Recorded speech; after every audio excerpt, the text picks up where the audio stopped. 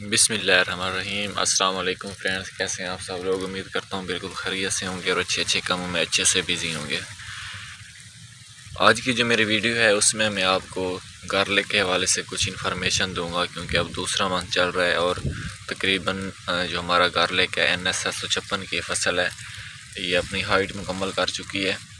और अब जो हमें काम करना है, अब इसकी हाइट को मज़ीद बढ़ाने के बजाय हमने जो काम करना है वो ये करना है कि अब हम इसके बल्लब की तरफ ध्यान दें और इसके बल्लब की साइज़ को बढ़ाना है। तो अब इसने बल्लब बनाना शुरू कर दिया है, मैं आपको दिखाता हूँ।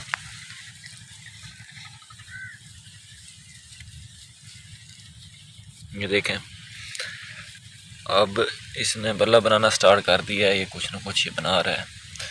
तो अब हमें इन बातों का ख्याल रखना चाहिए कि इसके बल्लब को बढ़ाने के लिए हमें कौन सी डोज इसको देनी चाहिए, ताकि अपनी बल्लब की बढ़ोतरी इसकी बहुत अच्छे तरीके से हो सके। तो उससे पहले मैं आपको अपनी फसल का विज़िट कराता हूँ, दिखाता हूँ। हमारी फसल ये आज 4.25 मंथ की हो गई है, 4 महीने और 10 दिन की हो गई है और अल्हम्दुलिल्लाह बहुत ही अच्छी जा रही है। अभी तक इस पर किसी भी किस्म की बीमारी का अटैक नहीं आया। और वैसे भी गार्लिक की जो फसल है ये एक एंटी फंगस होती है और इस पर बहुत ही कम बीमारियों के हमलावर होने के चांसेस होते हैं। तो अब दूसरा महीना चल रहा है, तो अब सबसे बेहतरीन तरीक़ाकार ये है, अगर आपकी ज़मीन थोड़ी सख्त है, क्योंकि जब गार्लिक ने बल्ब बनाना होता है तो उसको ज़मीन नरम होनी चाहिए ताकि वो जो बल्ब का साइज़ है बड़ा हो सके। तो हमने गोडियाँ तो अब किसी ख़त्म कर दी हैं, जो गोडी हमने करनी थी वो कर दी है, क्योंकि अब जस्ट 1 या सवा महीना रह गया इसकी हार्वेस्टिंग करने में। तो अब सबसे बेहतरीन तरीका ये है कि आपने ह्यूमिक एसिड का इस्तेमाल करना है।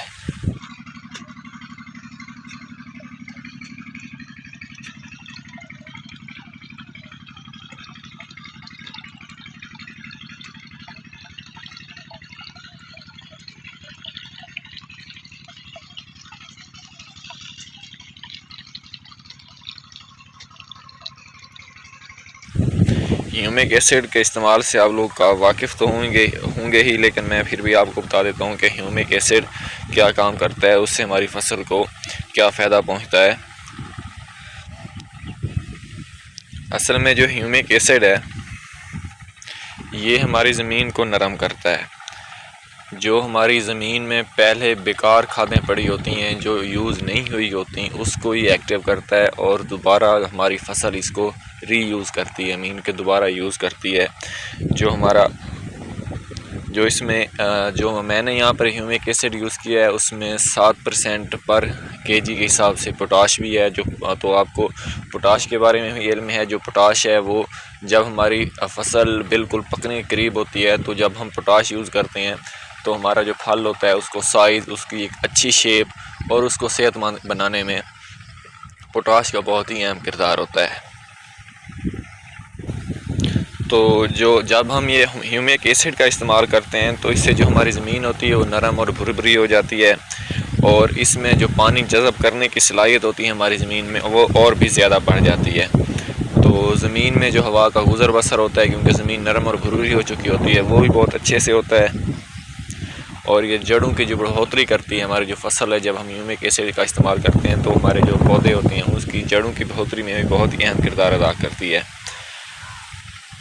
और जो ज़मीन में इसके अज्ज़ाए होते हैं खुराक, उसको मुहर्रक करता है और पौधों को जो मतलब कि मैंने पहले भी बताया, जो हमारी खुराक पड़ी होती है नाकाबिल इस्तेमाल होती है, मतलब कि हमारे पौधे पहले उसको इस्तेमाल नहीं कर चुके होते, जब हम ह्यूमिक एसिड का इस्तेमाल करते हैं तो उसको दोबारा रीयूज़ कर लेते हैं।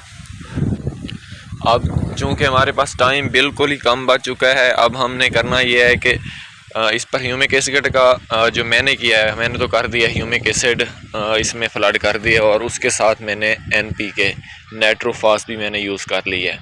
तो हमने नाइट्रोफास की बहुत ही कम मिकदार यूज़ करनी है। अगर आप पर एकड़ के हिसाब से कर रहे हैं तो ज़्यादा से ज़्यादा आपने 15 से 20 किलो नाइट्रोफास और उसके साथ आपने 1 बैग ह्यूमिक एसिड का इस्तेमाल कर लेना है।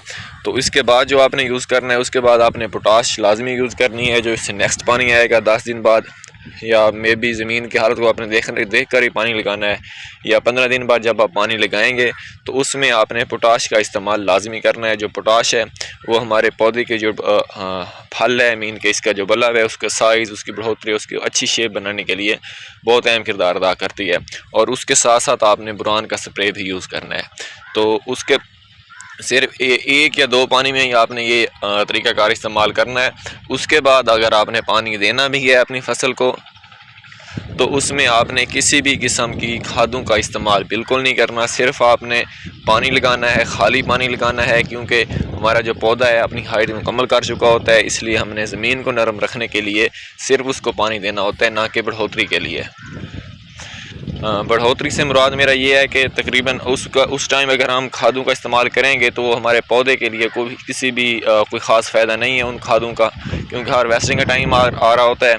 तो आपने हार्वेस्ट करने से 10 एक दिन पहले पानी लगा देना है। जब आपकी ज़मीन अच्छी तरह नरम हो जाए, वत्तर में आ जाए, तो उस वक्त आपने इसकी हार्वेस्ट करनी है। इस वीडियो से मुतल्लिक़ अगर आपका कोई भी सवाल है तो आप लाजिम मुझसे शेयर करें, कमेंट में पूछें। मैं कोशिश करूँगा अगर मेरे इल्म में हुआ तो मैं आपको उसका जवाब ज़रूर दूँगा।